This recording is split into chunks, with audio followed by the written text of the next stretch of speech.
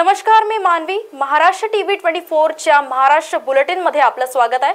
चला बघूया महाराष्ट्राच्या प्रमुख बातम्या. भिवंडी मनपाच्या शाळांची दुरवस्था होत असतानाच दुसरीकडे भिवंडी पूर्वेत सपा आमदार रईस शेख यांच्या प्रयत्नाने गैभीनगर येथील शाळा क्रमांक 22 व 32 या उर्दू माध्यमाच्या मुलींच्या शाळेसाठी 9 कोटी रुपयांचा शासकीय निधी उपलब्ध करून बांधण्यात आलेल्या नव्या डिजिटल मनपा शाळेच्या उद्घाटनावरून भिवंडीत राजकारण तापले आहे. या शाळेच्या उद्घाटन पत्रिकेत राजकीय हेतूने समाजवादी पार्टीचा गवगवा करण्यात आला असून त्यातून केवळ राजकारण होत असल्याचा आरोप भाजपाचे विभागीय सरचिटणीस आनंद गत्रे यांनी करीत उद्घाटन रद्द करण्याची मागणी मनपा व पोलीस प्रशासनाकडे केल्यानंतर मनपा प्रशासनाने उद्घाटनाच्या दिवशीच शुक्रवारी सकाळी कार्यक्रम रद्द करण्याच्या सूचना कार्यक्रमाचे आयोजक आमदार रईस शेख यांना लेखी नोटीसद्वारे कार्यक्रम रद्द केल्याची माहिती दिली. मनपाच्या लेखी नोटीसमुळे शाळेच्या उद्घाटनावरून शुक्रवारी सकाळपासूनच चांगलेच राजकारण तापले होते. त्यातच आपण मनपा प्रशासनाच्या सर्व नियमाचे पालन केले असून मनपा प्रशासनाला शाळेच्या या उद्घाटनासंदर्भात संपूर्ण माहिती असून कोणत्याही परिस्थितीत शाळेचे उद्घाटन होणारच या निर्णयावर आमदार रईस शेख ठाम राहिले होते. मात्र सायंकाळी 4 वाजल्यापासून कार्यक्रम रद्द होणार असल्याची माहिती समाजवादी कार्यकर्त्यांना मिळताच त्यांनी उद्घाटन स्थळी एकच गर्दी केली होती. यावेळी शेकडो कार्यकर्ते व नागरिक मोठ्या संख्येने उपस्थित होते. तर कार्यक्रमास्थळी कोणतेही अनुसूचित प्रकार घडू नये यासाठी भिवंडी पोलीस उपायुक्त मोहन दहिकर यांच्या मार्गदर्शनाखाली गैभीनगर ते शांतीनगर रस्त्याच्या दोन्ही बाजूला बॅरिगेड लावून रस्ता बंद करण्यात आला. पहिले आपल्याला ही माहिती देतो की मी कुठची हरकत घेतली नाही. मी महापालिकेला एवढं सांगितलं की तुमच्या प्रोटोकॉलनुसार उद्घाटन करा. हे होत असलेलं उद्घाटन हे राजकीय कारणांनी भरलेलं आहे, तसं होता कामा नये. हे शासकीय उद्घाटन आहे आणि शासनाच्या नियमाप्रमाणे ते झालं पाहिजे. शासनाने त्या ठिकाणी पहिली गोष्ट, ही शाळा जेव्हा पडायला आली होती तेव्हा महापालिकेने तिला नोटीस बजावली होती. त्या एवढ्या विद्यार्थ्यांचं नुकसान होऊ नये म्हणून ती महापालिकेने स्वतः शासनाला कळवून त्या शाळेच्या निधीसाठी प्रयत्न केले. त्याला माननीय रईस शेख साहेब यांनी काय म्हणतात ना पत्र दिले, सपोर्टेड पत्र दिलं आणि त्या पत्राच्या आधारावरती 9 कोटी रुपये निधी आला. तो निधी, त्या निधीच्या आधारावरती, शासनाच्या निधीच्या आधारावरती ती शाळा बांधली गेली. 100% राजकीय स्टंट होता. तिथे कुठचेच प्रोटोकॉल पाळले गेले नाहीत. 9 कोटी रुपये हा निधी हा माननीय श्री एकनाथ शिंदे साहेब, माननीय श्री देवेंद्र फडणवीस यांच्या मान्यतेने आलेला आहे. हा का वैयक्तिक निधी नाही आहे. आणि या शाळेवरती तुम्ही जर नाम फलक बघितले असेल तर भिवंडी निजामपूर पब्लिक स्कूल खाली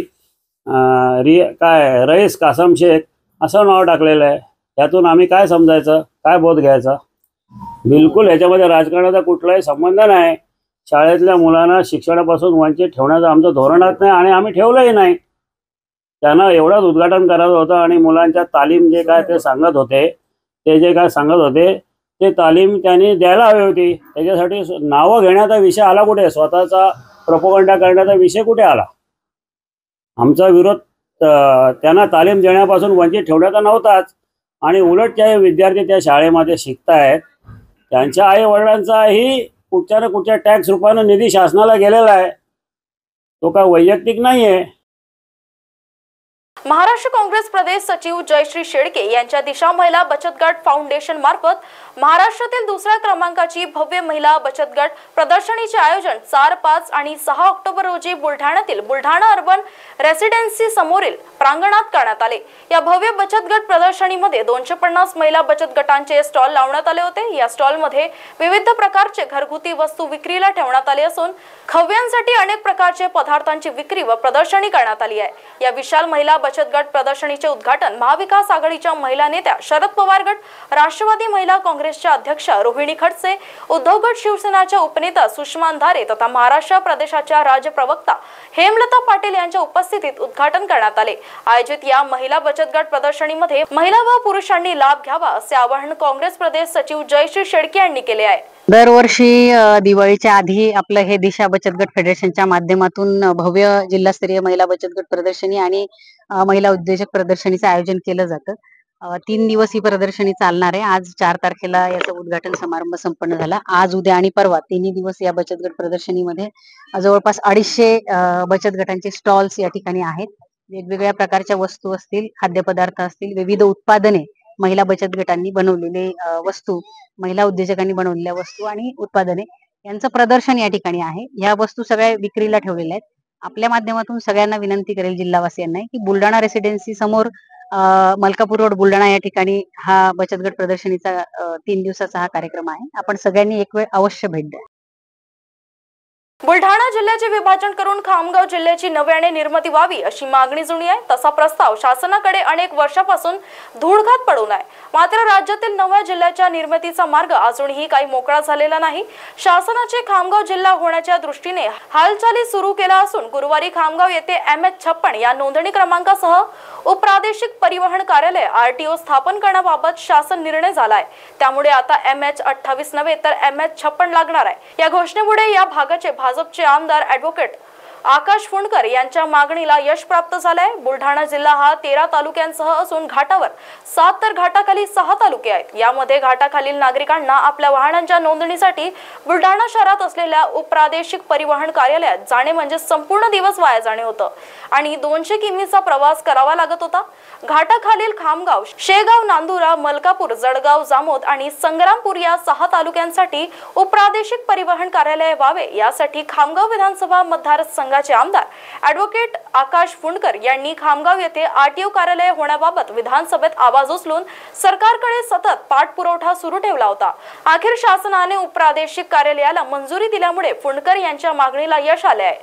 गेले 10 वर्ष म्हणजे मी आमदार झाल्यापासून मी या RTO कार्यालयाच्या मागे लागलोय. आपला बुलढाणा जिल्हा हा खूप भौगोलिक दृष्ट्या विस्तारित जिल्हा आहे आणि आपण जर पाहिलं तर जळगाव, जामोद असेल, इकडे खामगावचा कोपरा, माटरगावचा असेल, भास्कन, कठोरा, कालवड असेल किंवा तिकडे मलकापूर, नांदुराचे लोक असतील, या लोकांना RTO पासिंग साठी 100-150 किलोमीटर जावं लागते. पासिंग करायला तिथे वेळ लागत होता आणि याच्यासाठी आपल्या खालच्या 3 तालुक्यांचं एक स्वतंत्र कार्यालय असलं पाहिजे ही भावना सर्व लोकांची होती आणि लोकांचा पैसा असेल, लोकांचा वेळ असेल, हा वाचवायचा जर असेल तर हे ऑफिस आवश्यक होतं. म्हणून आम्ही गेले 10 वर्ष झाले सतत याचा पाठपुरावा करत होतो आणि या पाठपुराव्याला आम्हाला यश मिळालं आणि खरोखर हा जनतेचा विजय आहे, हा जनतेच्या आवाजाचा विषय आहे. कारण जोपर्यंत जनता माझ्या पाठीशी उभी राहिली नसती हे RTO कार्यालय आणू शकलो नसतो. पण आज शासनाने हे RTO कार्यालय आम्हाला मंजूर करून दिलं.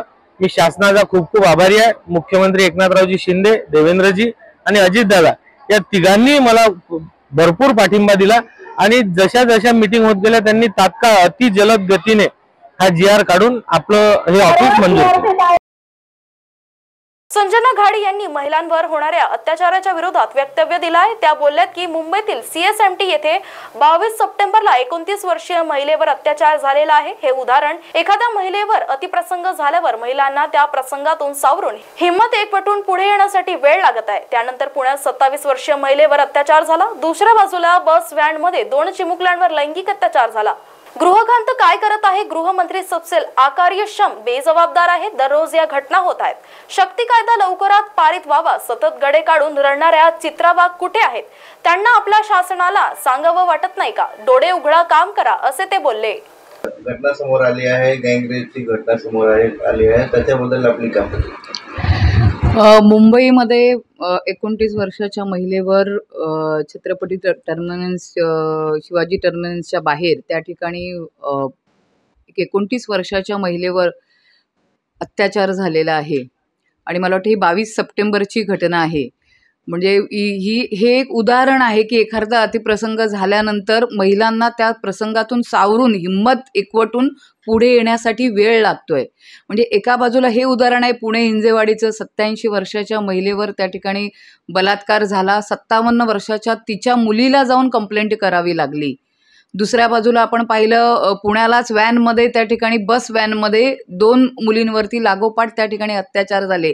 याचा अर्थ महाराष्ट्राचं गृह खातं, महाराष्ट्राचे गृहमंत्री हे सपशेल अकार्यक्षम ठरलेले आहेत, बेजबाबदार ठरलेले आहेत.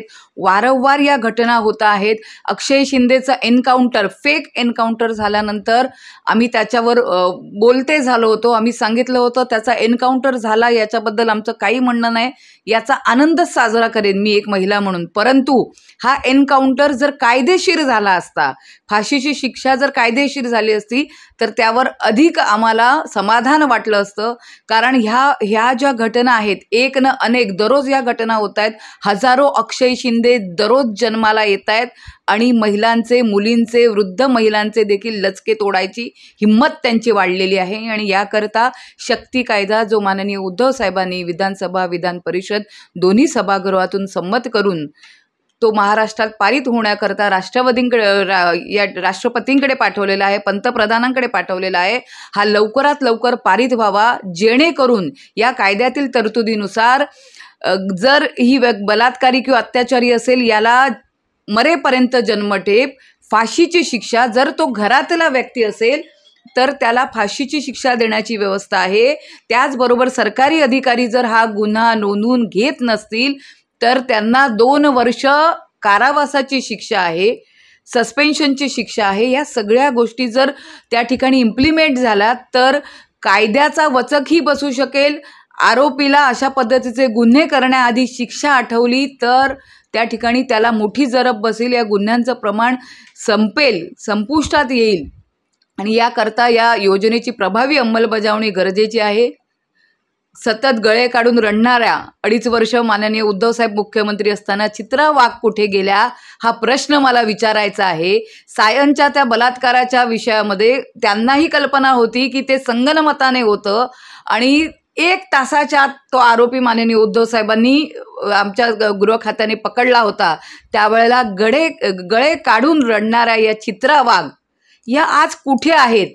आज त्यांना आपल्या शासनाला सांगावं असं वाटत नाही आहे का की बाबांनो डोळे उघडा, कामाला लागा, कामं करा, लोकांच्या, महिलांच्या आलेल्या तक्रारी त्या ठिकाणी नोंदवून घ्या, कार्यक्षमपणे नोंदवून घ्या. क्योंकि ये FIR जे आहे त्या FIR ज्या आहेत या FIR त्या ठिकाणी घेतानाच पोलीस खातं खूप अकार्यक्षमपणे काम करतं. ह्या केसेस स्टँड होत नाहीत आणि आरोपी मोकाट सुटतात अशी कृत्य करायला. त्यामुळे पोलिसांनी देखील पूर्ण जबाबदारीने अशा कंप्लेंट, FIR व्यवस्थित कलम लावून नोंदवून घेतल्या पाहिजेत. ही मागणी आम्ही या ठिकाणी करतो. नाही, याचं त्यांनी त्या ठिकाणी स्वतःचा अभिमानास्पद हे करून पाठ थोपून घ्यावी की काय करावं हे आता त्यांनी ठरवायला पाहिजे. कारण बदलापूरमध्ये तुम्ही पेढे वाटायचं नाटक झालं, फटाके फोडायचं नाटक झालं, कारण बदलापूरची जनता रस्त्यावर उतरली तेव्हा FIR नोंदला गेला, तेव्हा SIT लावली गेली आणि मग त्यांचेच असलेले भाजपचे 2 कार्यकर्ते कमिटीमधले पोद्दार आणि कोतवाल यांना वाचवण्यासाठी या अक्षय शिंदेचा एन्काउंटर झाला की बदलापूरच्या जनतेची खुशमस्करीगिरी करून काहीतरी करून त्यांचं राग आपण संपुष्टात आणूया, यासाठी मुख्यमंत्र्यांनी केलेली ही व्यूहरचना असू शकते, गृह खात्याने केलेली ही व्यूहरचना असू शकते. मी तेच म्हटलं की फक्त एका अक्षय शिंदेला मारून तुमची पाठ थोपटून घेत असाल तर दररोज माझ्या या लाडक्या बहिणीचे लचके तोडले जात आहेत. इकडे मुख्यमंत्री काय म्हणणार आहेत आणि यासाठी त्यांच्याबरोबर काय केलं पाहिजे, कुठले बॅनर लावले पाहिजेत, याचा विचार जरा त्यांनी करावा. चोपडा तालुक्यात सततच्या पावसामुळे कापूस पिकावर मोठ्या प्रमाणावर परिणाम झालेला आहे. कापूसच्या झाडावरील कैरी अति पावसामुळे खराब झाली तर कापूस ओला झाल्याने त्या कापसातून कोंब फुटत आहे. हे संकट कमी होत नाही, तोच कापसावर बोंड अळीचा प्रादुर्भाव झाल्याने अळीचा दुष्परिणाम झाल्याने कापसाचे उत्पन्न मोठ्या प्रमाणावर घटणार आहे. कापूस लागवडीपासून ते आतापर्यंत खर्च मोठ्या प्रमाणावर झाले आहे. कापूस वेचणीला मंजूर देखील मिळत नाही. शेतकरी सर्व बाजूने हतबल झाले आहे. मात्र राज्याचे राज्यकर्ते लाडकी बहीण योजनेची माहिती देण्यास मग्न आहेत. शेतकऱ्यांकडे दुर्लक्ष करताना दिसत आहे.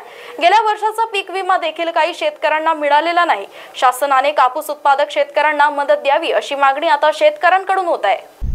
सततच्या पावसामुळे इथे कापसाचे जे बोंड आहेत ते खालचे खराब झाले सगळे आणि आत्ताही वरच्या याच्यात बोंडाळी आलेली आहे, त्यामुळे उत्पन्न फारसं येईल असं काही नाही आहे. किती आहे आपलं हे क्षेत्र? हे क्षेत्र 5 एकर आहे.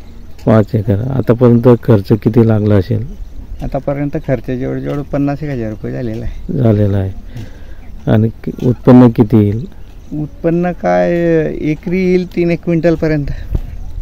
नमस्कार, मी धनंजय मधुकर पाटील, मुक्काम पोस्ट वेले, तालुका चोपडा. अतिपावसामुळे कापसावर बोंडअळी व बोंडसड या रोगांचा मोठ्या प्रमाणात प्रादुर्भाव झालेला आहे आणि फुटलेला कापसाची प्रतवारी खराब झाल्यामुळे कापूस या पिकाला भाव पण नाही, मजूर पण मिळत नाही आहे. राजकारणी मात्र लाडकी बहीण इतर दुसऱ्या योजनांमध्ये मग्न असल्यामुळे ते शेतकऱ्यांकडे दुर्लक्ष करत आहे. त्यामुळे शेतकरी आर्थिक बिकट परिस्थितीचा सामना शेतकऱ्याला करावा लागत आहे.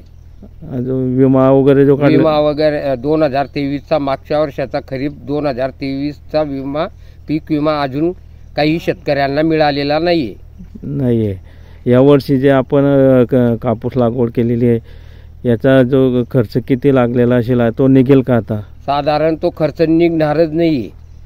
उलट शेतकरी आर्थिक नुकसानीमध्ये सापडलेला आहे व शेतकऱ्याला सरकारने काहीतरी मदत करावी याकडे शेतकऱ्यांची आस लागलेली आहे. पंतप्रधान नरेंद्र मोदी यांच्या वाशिम जिल्ह्यातील पोहरा देवीच्या कार्यक्रमासाठी अकोल्याच्या मध्यवर्ती बस आगारातून तब्बल 165 एसटी बसेस पाठवण्यात आल्या आहेत.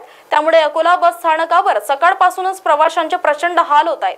अनेक ग्रामीण भागात जाण्यासाठी एसटी बस हाच एकमेव पर्याय प्रवाशांसमोर आहे. मात्र एसटी बस नसल्याने आज प्रवासी त्रस्त झाले आहेत.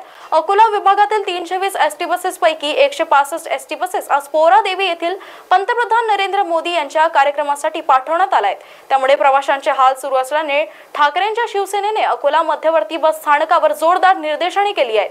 मोदीजी बस द्या, प्रवाशांना बस द्या अशा प्रकारची नारेबाजी शिवसेना ठाकरे गटाच्या वतीने अकोला बस स्थानकांवर करण्यात आली आहे. यावेळी प्रवाशांनी देखील आपला संताप व्यक्त केला आहे.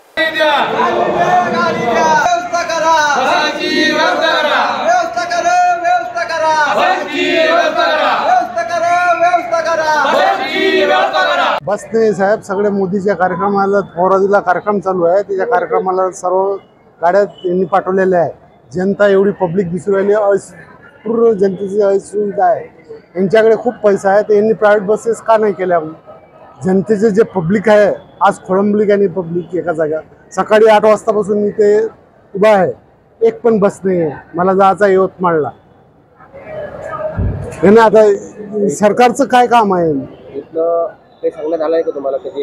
नाही ते तर सांगूच राहिले नाही. जेव्हा येईल तेव्हा लागेल म्हणते. त्यात आता यवतमाळ डेपोतून जेव्हा गाडी येईल तेव्हा लागेल. मग अकोला डेपोच्या गाड्या कुठे गेल्या एवढ्या बसेस? पूर्ण जर मोदीच्या कार्यक्रमाला जाईल तर जनतेचं कसं?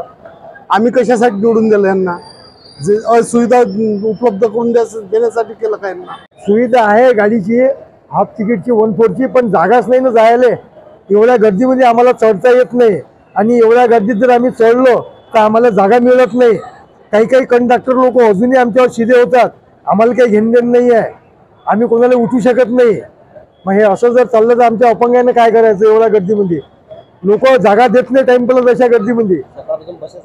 सकाळपासून मी इथं जवळजवळ 10 वाजतापासून बसलेला आहे, तर मला तर काही बस भेटून नाही राहिली. गर्दी किती आहे? मला अमरावतीला जायचं आहे सध्या, पण बसच नाही तर मी कसा जाणार? एवढ्या गर्दीमध्ये लोटपाट होते. मी जर खाली पडलो तर माझ्या अंगावर लोक चिंगडाचिंगडी करू शकतात. तर असं घडलं की काही जे प्रवासी आहेत त्यांचा आम्हाला फोन आला की राजूभाऊ इथे आम्हाला खूप असुविधा होऊ राहिली. मी इथे आल्यानंतर बस स्टँडवर आल्यानंतर इथले जे अधिकारी आहेत त्यांना विचारलं की हे प्रॉब्लेम कशामुळे होऊ राहिला. मग त्यांनी सांगितलं की पोहरादेवीमध्ये इथे कार्यक्रम आहेत, तिथे आपले देशाचे पंतप्रधान मोदीजी आहेत, त्यांचा काहीतरी कार्यक्रम आहे. त्या कार्यक्रमासाठी वरतून आम्हाला आदेश आलेला आहे की 300 पैकी 165 गाडी त्यांनी बुक केलेला आहे. आम्ही त्यांना हे विचारलं की तुम्ही गाडी जे बुक केलेला तो आमचा विषय नाही आहे. मग हे जे प्रवासी आहेत, हे जे ग्रामीणचे लोक आहेत, जे गरीब लोक आहेत, ज्यांचा या लाल परीवर विश्वास आहे, मग त्यांना तुम्ही त्यांच्यासाठी तुम्ही सुविधा काय केली? तर त्यांचं म्हणणं आहे की ते आमच्याकडे काही सुविधा नाही आहे. आम्हाला वरतून आदेश आला होतं. मग यांचे जे CM आहेत कोण आहेत त्यांच्याकडून मी बोललो. मी त्यांचं असं म्हणणं होतं की आम्हाला वरतून आदेश आला, आम्हाला कलेक्टरचा आदेश आला की आम्हाला इतकी गाडी पाहिजे. मी त्यांना सांगितलं की तुम्ही लिहून द्यायला पाहिजे होतं. सण त्योहार चालू आहे सध्या, इथे लहान लहान मुलं आलेले आहेत, तर काही जे आपले बिमार लोक आहेत ते आलेले आहेत. त्यांना कोणाला गावाला जायचं आहे, कोणाला दर्शन करायला जायचं आहे, असे अनेक लोक या आपल्या बस स्टँडवर आहेत.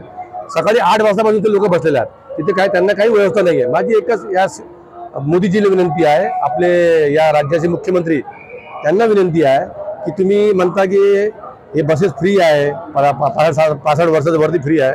या परिस्थितीत तुम्ही पहा तुम्ही पैसेवाले लोक आहेत, तुमच्याकडे खूप पैसा आहे, तुम्ही प्रायव्हेट गाडी केली असते चांगलं झालं असतं. जे गरीब लोक आहेत यांना तुम्ही असं असुविधा कशासाठी करता? फक्त तुमच्या स्वतःसाठी असं असुविधा काय देता यांना? फक्त तुम्ही यांना त्रास काय दूर व्हायला? आमची हेच विनंती आहे, तुम्ही सुविधा द्या, असुविधा करू नका. आणि हे जे प्रकार चालू आहे या लोकांना जे त्रास व्हायला, या लोकांना डोक्यामध्ये आहे की हे आम्हाला त्रास व्हायला आणि 100% लोकांनी ठरवून ठेवलेलं आहे की येणारं जे इलेक्शन आहे विधानसभेचा त्यामध्ये हे जे लोक आहेत, हे जे जनता आहे, हे जे ग्रामीण जनता आहे 100% या महायुतीने धावा शिकवणार आहे.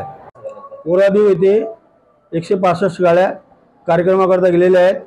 अकोला विभागातून ह्या 165 गाड्या गेलेल्या आहेत. सर्व गाड्यांची बुकिंग कोण केली होती? ह्या गाड्यांची बुकिंग विभागीय कार्यालयाकडून झालेली आहे.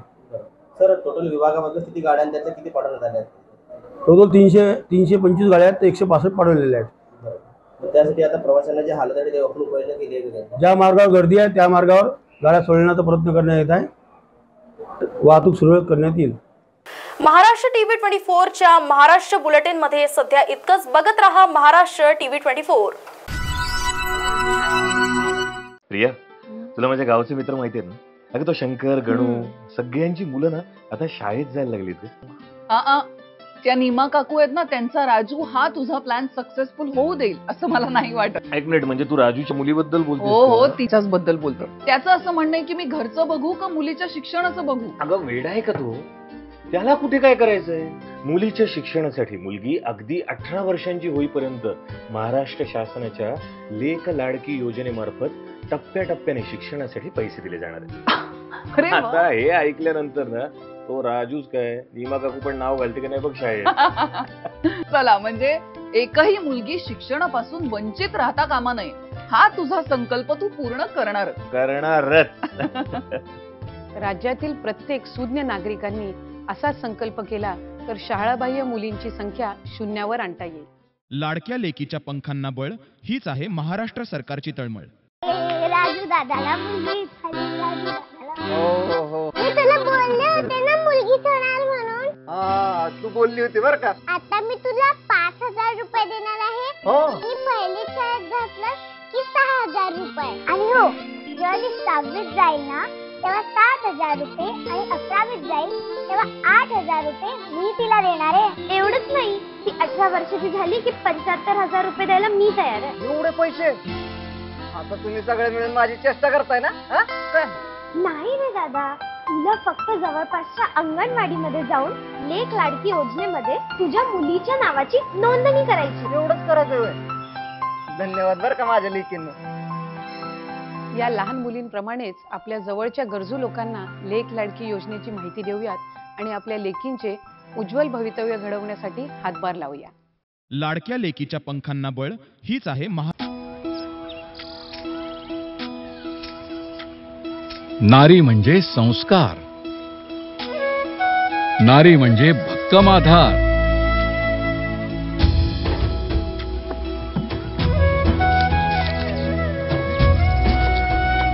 नारी म्हणजे अन्नपूर्णेचा अवतार, नारी म्हणजे शक्ती अपार. आणि या नारी शक्तीच्या सन्मानार्थ महाराष्ट्र शासनाने सुरू केली आहे मुख्यमंत्री माझी लाडकी बहीण योजना. या योजनेअंतर्गत महाराष्ट्रातील प्रत्येक पात्र महिलेच्या बँक खात्यात दर महिना 1,500 रुपये जमा होणार. सन्मान बहिणींचा, सन्मान महाराष्ट्राचा.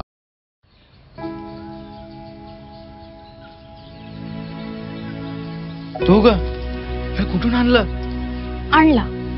साडी पण वा, छान दिसते की. हो, सरकारनं 1,500 रुपये चालू केले दर महिन्याला. आणि लय दिसायची इच्छा होती म्हणून हा सदरा आणि ही साडी घेतली. आणि पुढच्या महिन्यात परत पैसे आले ना मग छोटीला फ्रॉक आणि आपल्या कपिलेला माळा घेणार आहे. बर. राज्यातील भगिनींच्या सन्मानार्थ महाराष्ट्र शासनाची मुख्यमंत्री माझी लाडकी बहीण योजना. महाराष्ट्रातील प्रत्येक पात्र महिलेच्या बँक खात्यात दर महिना 1,500 रुपये जमा होणार.